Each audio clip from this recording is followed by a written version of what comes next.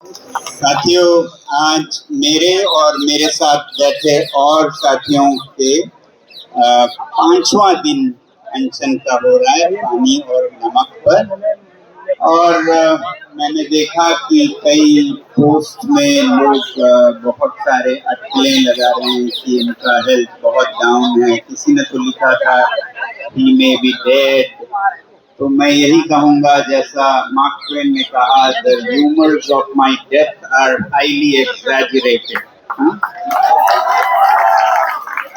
मेरे मौत की अफवाहें बड़ा चढ़ा गई हैं।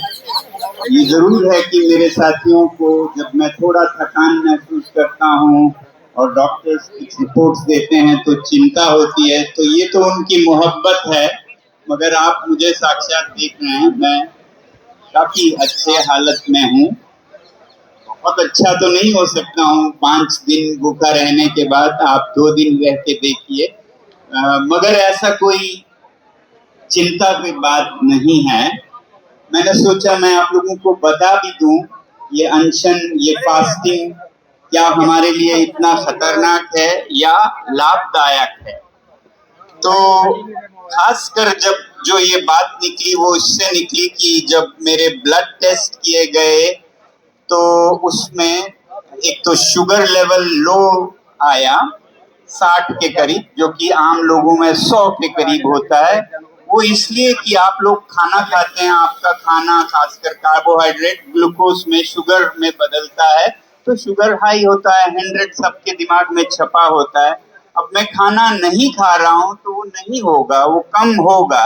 मगर प्रकृति का चमत्कार देखिए, जैसे जैसे हम खाना बंद करते हैं तो बॉडी अपने खुराक, अपने एनर्जी को बदल कर बॉडी में जो फैट्स होते हैं उनकी तरफ रुख करता है, वो खाने लगता है। यानी कि आप सोचिए एक हाइब्रिड कार जो शुरू में अपना एनर्जी इलेक्ट्रिक बैटरी से लेता है और कुछ देर बाद वो फिर पेट्रोल से लेता है, तो वैसे ही ये कार्बोहाइड्रेट से ले रहा था, अब वो फैट से लेता है। जब फैट से लेता है तो कीटोन बॉडीज बढ़ जाते हैं, इसलिए कीटोन लेवल मेरा 3 के करीब है, जो कि ना के बराबर होना चाहिए। वो इसलिए है क्योंकि कि मेरा बॉडी अपना काम कर रहा है, फैट से अपना एनर्जी ले रहा है। तो ये उतनी चिंता की बात नहीं है किसी फास्टिंग आदमी में, किसी उपवास पे बैठे आदमी में।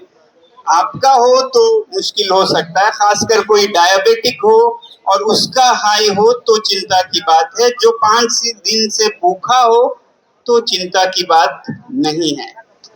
तो फैट्स को ये खा रहा है, बुरी बात नहीं है। कुछ लोग तो बहुत पैसे देके यही कराना चाहते हैं तो इसीलिए 3 किलो मेरे कम हुए हैं, तो इसीलिए हुए हैं। दूसरा और एक इसमें साइंस है, वो भी आपको बता दूं। साइंस ये है कि 2016 में एक जापानीज साइंटिस्ट को नोबेल प्राइज मिला था ऑटोफेजी पर। उनका नाम था योशिनोरी ओसुमी।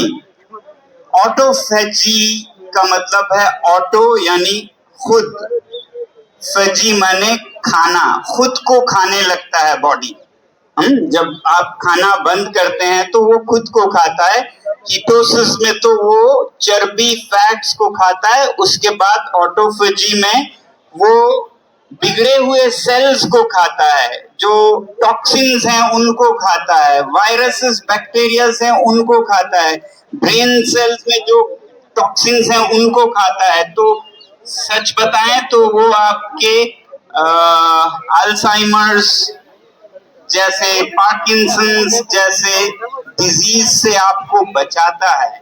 बैक्टीरिया, वायरसेस, जो भी आपके कैंसर सेल्स की शुरुआत हो उसको खाता है।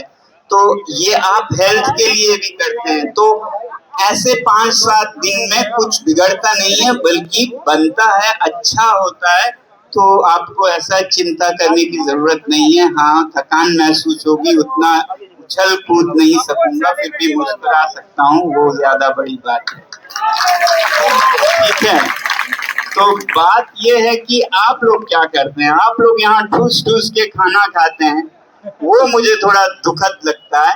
मैं चाहता हूं कि आप लोग भी कम से कम एक दिन का अनशन करें। यहाँ जब आते हैं तो एक दिन का हमारे संवेदना में, सपोर्ट में दिन का कम से कम अनशन करें, और जितना हो सके जो यहाँ उदारता से खाना देते हैं उनको दिन का खाना तो कम से कम ना देना पड़े, शाम का आप खाएं।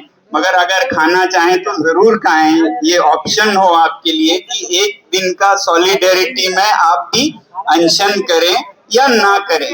मगर करें तो आपको बहुत फायदे होंगे, ना करें आप ऐसे ही मोटे होते जाएंगे, बीमार पड़ेंगे, मरेंगे जल्दी हमसे जो अनशन पे बैठे हैं।